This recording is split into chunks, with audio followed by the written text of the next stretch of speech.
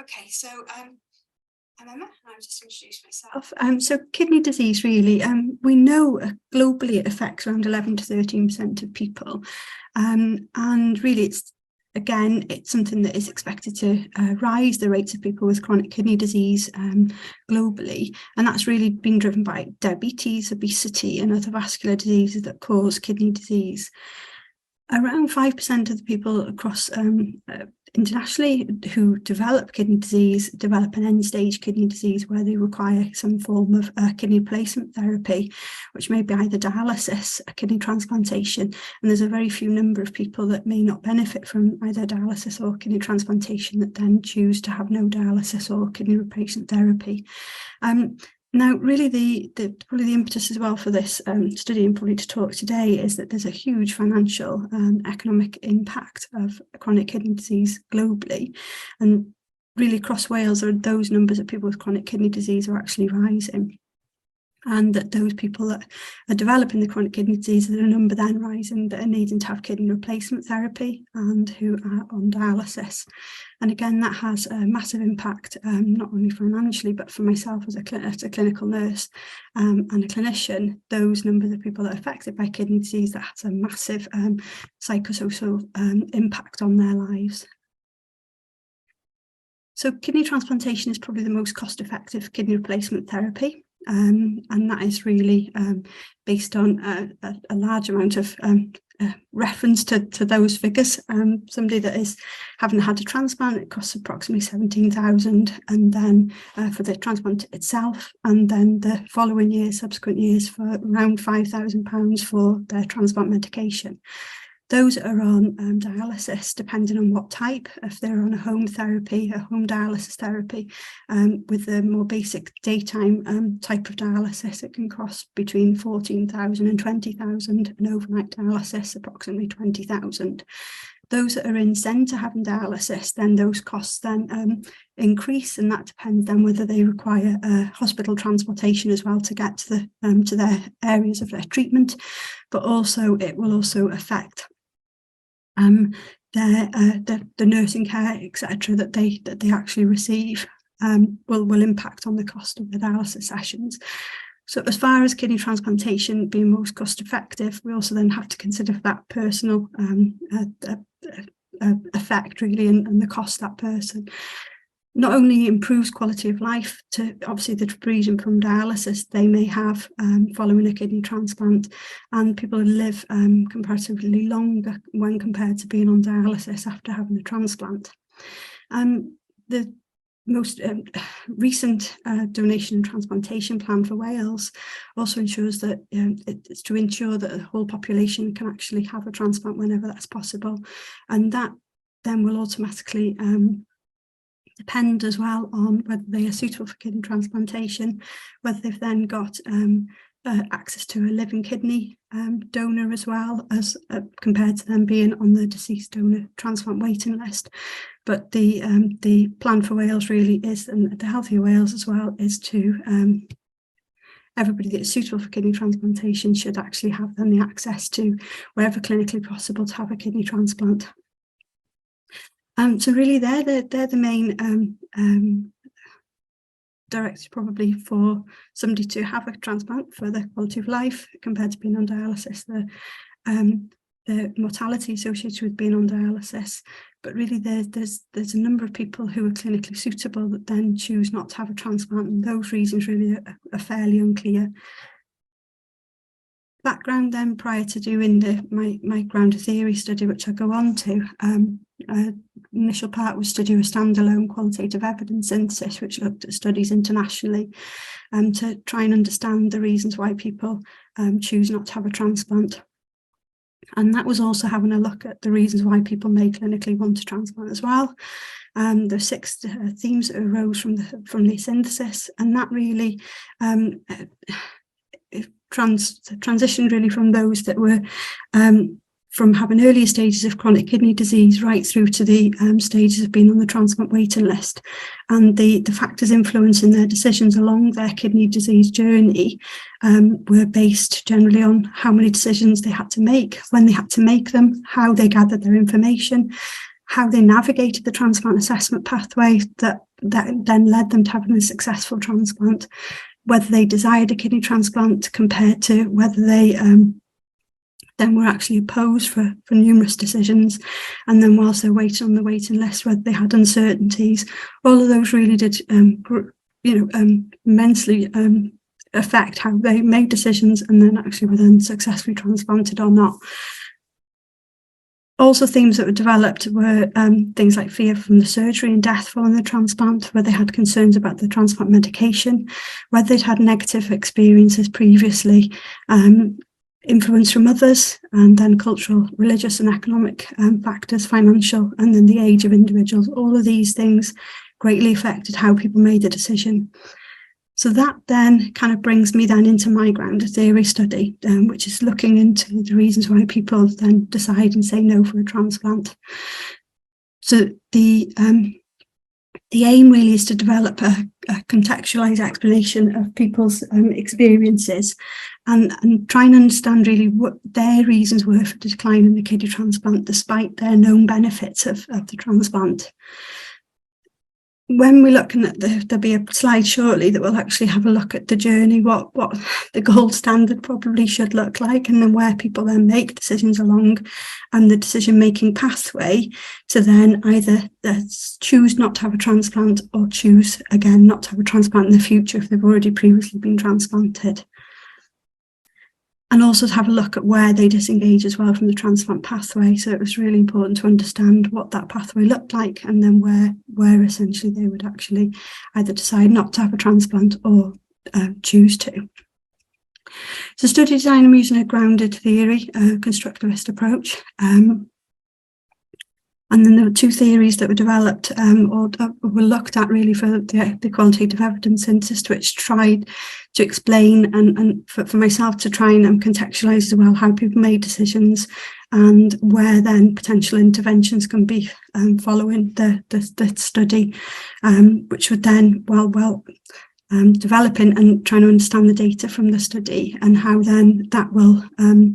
how people's decision making can be then mapped back onto those theoretical frameworks to help us understand how they're making decisions. I'm in the middle of data collection, which I'll go on to the results in a minute. Semi-structured interviews, and they're taking place either face-to-face, video, telephone, either at their own dialysis units or in their homes. Because of the ground theory methods as well, the field notes are being recorded after each interview and then they're being transcribed and then put into the Navivo software to have a look and organise the data into using the constructive ground theory methods. So ground theory using the line-by-line coding, then developing more focused coding before theoretical sampling as well, collecting the additional information through the theoretical sampling, and then either used to refine and fill in the categories as well to try and understand what the relationships are between how people are making their decisions and then having trying to have an insight into what is already or what is not known about how they're making their decisions, and really to importantly understand their experiences and how they construct their experience and contextualise then how they're making the decisions, which led them to decline a transplant. So it's involving adults over the age of 18 across 3 health boards across Wales, so North Wales, Betty Cadwaladr, South Wales, Swansea Bay and Cardiff. And I'm looking as well at people and anybody that really who is suitable for a kidney transplant but who's declined a transplant. And that is then to look as well across the various chronic kidney disease pathways, so from the earlier on decisions that they're making without being on dialysis. So whether they're declining to be assessed for their suitability for a transplant, whether they've withdrawn or disengaged from the transplant workup process, whether they've removed themselves from the transplant waiting list or declined an offer for a transplant when the kidney transplant centres have called them. So far, I've interviewed 13 participants across the 3 health board sites. 11 are males and 2 are females. Chronic kidney disease does slightly disproportionately affect males more than females, but not enough probably to explain what the differences are at the minute with the sample I've got. Patients so far that I've collected data have been aged between 38 and 75, and of these, 10 have been on dialysis. So on dialysis, they're either in the main centre of dialysis or in smaller satellite units, and 1 from overnight dialysis at home. 3 have been patients that have been not yet on dialysis. They're in the pre-dialysis. They're in their decision-making paths before they actually should be choosing to have a kidney transplant or becoming to need dialysis. And 1 of these 13 participants have already been previously transplanted twice. And that was decided that they don't want a 3rd transplant. So the data so far, I've been including the coding of the transcripts and developing a coding framework and raising some of those initial codes into more focused codes to have a look at then theoretically what is actually affecting and making sense for some of this data. Constantly comparing the data using the ground theory methods, then using the memos and field notes. Now, so far this may make, I'm hoping it makes sense to me, but looking at some of these raised focus codes from the actual data so far, some things that are consistently reoccurring and are raised as in focus codes. There's a construct, I'm okay as I am. So those people that are already on dialysis have described being well. They're okay as they are on dialysis, and they're making a decision not to change their construct is they're not wanting to change their treatment as they are. That seems to then be in effect by if they're on the dialysis, they're well, they're unrestricted, they feel well adjusted, and they know what dialysis is involving. Then that kind of almost the opposite of that is then being worse off, or actually assuming that they'd be worse off after having a transplant. And that then for myself is building the focus code as well as building negative perceptions towards a transplant. And that really is based on where they've actually either experienced negative impact from their own personal experiences, witnessing others on dialysis either having a failed transplant, understanding them from a lot of the literature as well, and the information that patients are given, which describes that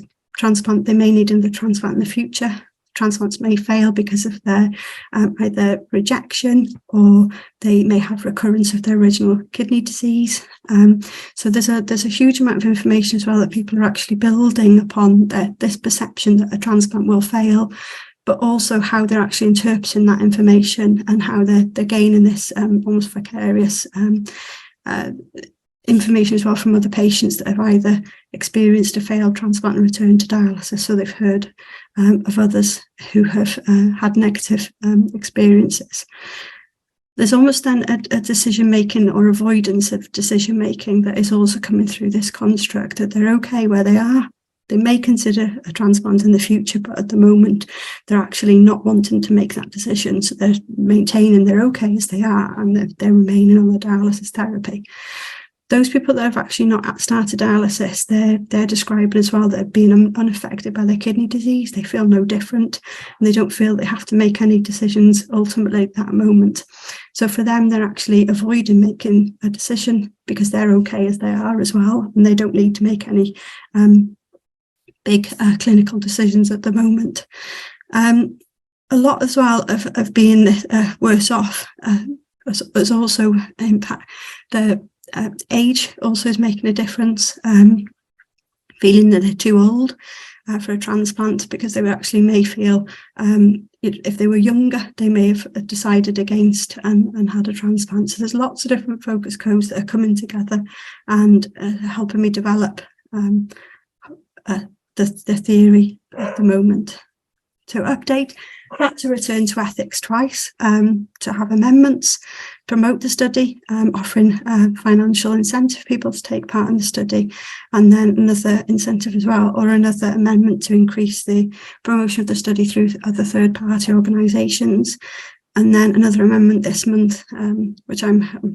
pursuing and progressing to add additional health board sites over across and into England. There's another thank goodness, a fairly similar study in Canada, which will the data from that will maybe just used not necessarily for theoretical saturation sampling for this study, but also to have a look whether it can be used for some triangulation as well of the data and analysis from my study. Alongside this as well, company partner updates with the Kidney Wales and the other charities that sit within Betsy Cadwallader. And then this again may explain what we actually would want people to do when they have kidney failure, to have a look at their options, what their options are available, and then if they are before they have dialysis, then they would ultimately the gold standard would be that they would have a kidney transplant before they start dialysis. They would opt for kidney transplantation otherwise from a deceased donor on the waiting list, and then have a transplant, versus then all the along in red at the bottom are where they're actually disconnecting from disengaging from the transplant assessment process, not wanting to make decisions, remain on dialysis, may change their mind throughout the transplant investigation process, and then decide not to have a transplant, removing themselves from the waiting list or refusing a transplant when offered from a kidney transplant centre. So the information really that I'm gaining from this study and the analysis will hopefully then help map onto these various parts of the decision making pathway, to then look at then other interventions that could potentially then either re-engage people in the transplant assessment pathway, provide more information, and really to help other clinicians as well understand where people are making decisions, whether that be misperceptions and from others, and help them make then the decision to either decide to, again, not to have the kidney transplant, or then those that may change their mind, essentially then help progress to having a transplant. As far as then, probably going back then to the Sustainable Development Goal 3, is then looking at if we were to raise the number of people then that were having a kidney transplant economically, that would be more less burdensome for the NHS in Wales, but also to other areas across the UK and internationally. But for us, more importantly, or for myself as a clinician, would be to understand where people are making decisions, how they're making decisions, and best support them, to then either in effect then have a transplant or actually not, but support them through that decision making process through various policies as well to help support them, and again hopefully would increase then the number of people choosing a kidney transplant more locally, with the funding that I've got from the transplant for this study. The kidney partners or company partners, Kidney Wales, are also interested, as well as the other charities across the UK, to understand how people are making decisions to best support them.